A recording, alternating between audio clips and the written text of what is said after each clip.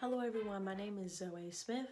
I am a middle school band director, and today I'm going to be showing you how to create a virtual music concert in your concert band, jazz band, whatever kinds of bands you currently have. As you know, if you've been teaching any bit of 2020 virtually, you know that the challenge is trying to find a way to still present a product based on what the students have been working on. So first, because I am a teacher, I have to kind of tell you what materials you will need for this type of production. Now, everybody's situation is different. A lot of the things that I do are very low budget but high quality, meaning I'm not spending hundreds of dollars on apps right now, yet I am finding a way, creative ways to still put these things together. So first, let's talk about what we need. If your students are using Smart Music, then you will need your Smart Music teacher account. If you have any kind of editing software such as GarageBand, which will be shown in this video today, then you can go ahead and have that pulled up.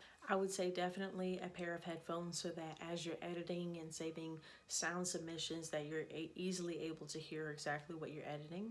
The app that you will see me use today to create a small collage of videos is called Pic Play Post. So make sure that you have that downloaded on your iPhone. If you have any other type of phone, I'm not sure if that is a compatible app with other phones, but I know for sure that I use Pic Play Post and it gets the job done of being able to have video collage.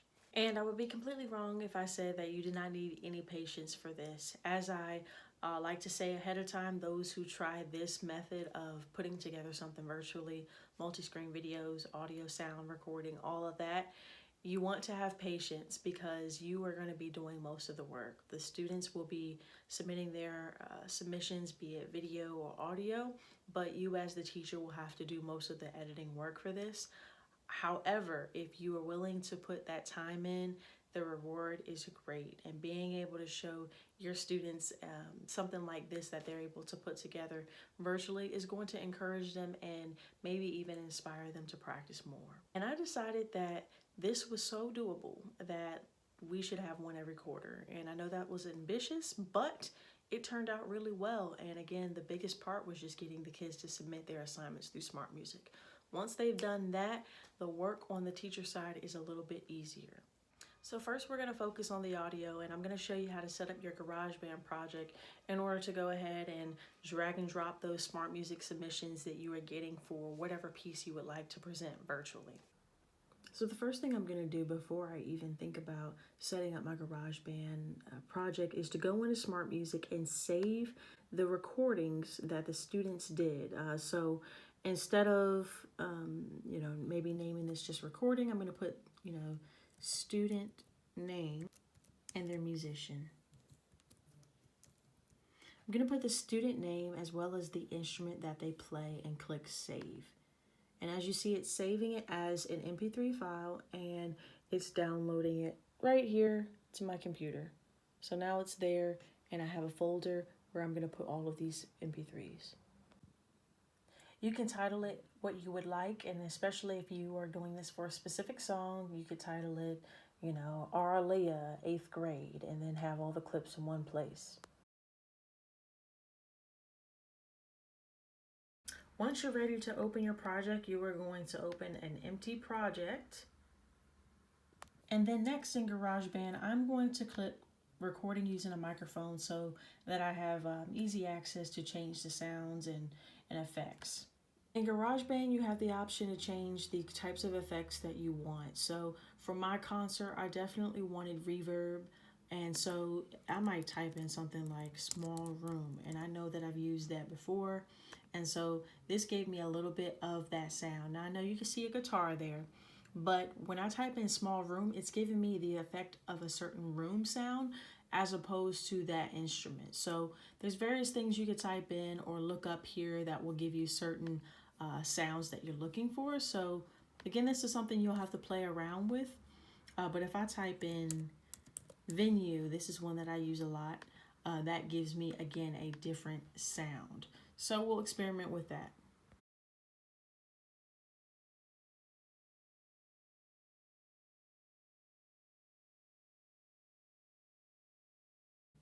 When I finish adding all the audio in, it might look like this with all the tracks. At this point, if I like what I've done, I'm going to hit share, export song to disk, and this will give me the option to save this to my desktop or to my documents as a WAV file, which is going to give us the best sound. So I'm going to save it.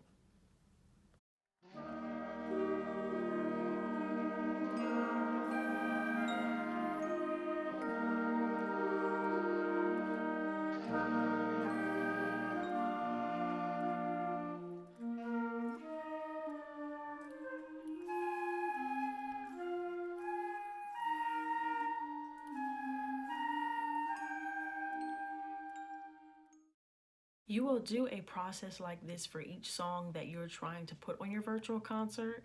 And the biggest thing, again, to know is that it will take a little patience. You might have to save and come back to it another day or when you have time to work on your song editing. But once you've gotten that done and you've received all the submissions from the students who need to be on the concert, then you can keep adding their submissions. Or you could pick a submission date and say, all submission recordings need to be done by this certain date so that I can have time to edit it for the concert.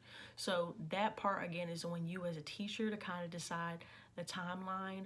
I would give yourself a week to edit, but it may only take 2 days. Students submitting really poor quality audio through Smart Music should plan to submit their audio to you another way. I've told students before that if they have an iPhone and they want to record on the memos, they can just email that submission, that sound submission to me, and I could use that for the concert.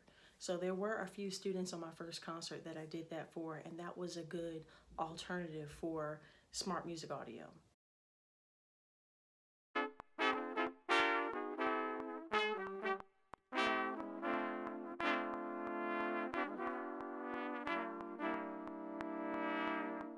The clip you just saw was one of my personal works and things that I work on in my own time as a musician in order to put something together. Many times, even as an artist who is a teacher, I don't always get to play with other people as much as I would like. And so sometimes in order to hear my own ideas, I will create these multi-screen videos so that I get a good feel of what my music sounds like, what my arrangement sounds like, or just what I'm trying to hear in general, how multiple parts sound. So that is kind of a basis for what I'm about to show you in Pic Play Post. So right here now, I'm going into the Pic Play Post app. I'm going to create a collage, click classic, and then pick a frame that has 4. Then I'm going to go into my video. So I'm going to click on one of the squares, go to video, and find the first of the 4 videos that I would like to enter.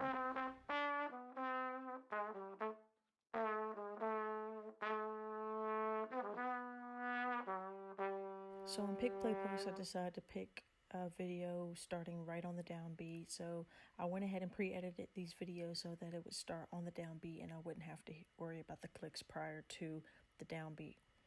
At this point, the video will be inserted into our project, and then I click on the next square. The goal is to line up all of the squares to start on the downbeat with your videos and not have any delay or lag or rushing with your videos. For no particular reason, I start off adding the 4th video, the 3rd, the 2nd, and then the first trumpet part. You can enter them in any kind of way. Just make sure you don't duplicate a video and that you have all the parts.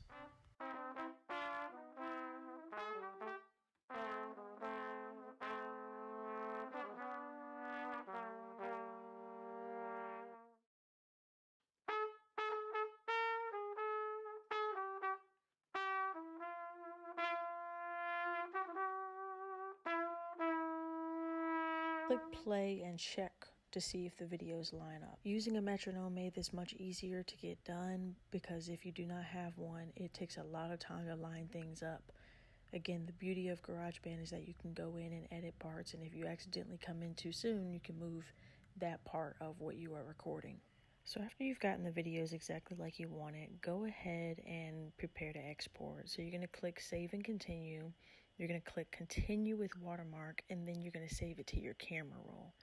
After you saved it to your camera roll, go ahead and click Optimize Quality. It'll render and make sure it's ready. And then you go ahead and you click done. I'll take the music that I played and just translate that to the music that you'll be playing in your program, and you'll be able to put together a collage of videos that you would like to use in a small group. The more editing, the more time it will take, but at the same time, you will be able to have some sort of product, whether it be a small group or a large group.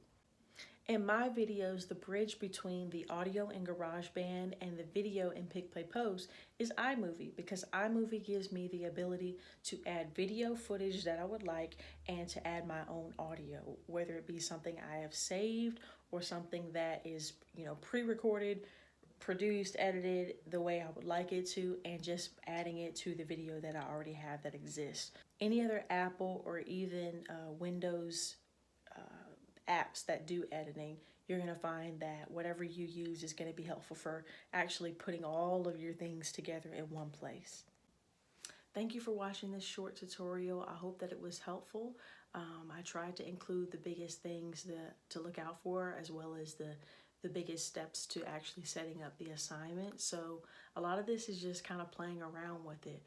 Once I started my 8th graders project and started entering in their submissions, I realized that this is doable, and having these things set up is going to really make it something worthwhile in band while things are virtual.